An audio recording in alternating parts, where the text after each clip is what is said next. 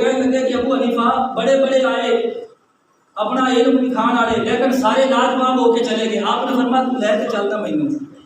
جب امام اعظم ابو حنیفہ رحمۃ اللہ تعالی علیہ آئے نا وہ بادشاہ کے نال تخت تے بیٹھا سی. آپ نے فرمایا کہ سنا تو سوال اجدا کرنا ہے, تیرا چیلنج ہے کہ میرے سوال کا جواب کوئی نہیں دے سکتا. کہنے لگا جی. آپ نے فرمایا کہ کچھ میرے کو. جب انہوں نے سوال کیتا نا سوال یہ کیتا, کہنے لگا کہ ابو حنیفہ تسی مسلمان کہتے ہو کہ رب ہے اللہ ہے. آپ نے فرمایا ہاں ہے. کہنے لگا جی اگر اللہ ہے نا تو دس پھر ہوں اس لمحے ابھی اللہ تبارک و تعالیٰ نے کیڑا کام کیتا ہے. آپ نے فرمایا تو ہوں سوال کیتا ہے نا, سوال کرنے والا جڑا ہوتا ہے یہ بطور شاگرد ہوتا ہے, جواب دینے والا بطور استاد ہوتا ہے. آپ نے فرمایا کہ مینوں استاد دے منصب تے آن دے, اس منصب سے مینوں بیٹھن دے, اس مسند تے آن دے. آپ نے فرمایا کہ تو تھلے اتر اتنے بیٹھن دے مینوں. آپ نے فرمایا تھلے کھڑا ہو کے سوال کر, تو بطور شاگرد ہے تے استاد اونچی لگا تے بیٹھتا ہے تے شاگرد تھلے ہوندا ہے.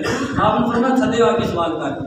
جدو تخت تو تھلے اترا نا تو امام صاحب رحمۃ اللہ تعالی آپ مسند تے بیٹھے. آپ نے فرمایا ہن سوال کر. کہندا جی اللہ ہے. آپ نے فرمایا ہے. کہندا ہے کہ اللہ نے جو ابھی کام کیا ہے اس وقت وہ کون سا کام ہے؟ آپ نے فرمایا جو اللہ نے ابھی اور اسی وقت کام کیا ہے. آپ نے فرمایا وہ یہ ہے کہ تیرے جے بد وقت نو تخت تو تھلے اتار دیتا ہے, میرے جے خوش نصیب نو تخت تے بٹھا دیتا ہے. ابھی یہ کام کیتا ہے. یعنی جدو آپ نے اس کا جواب دیتا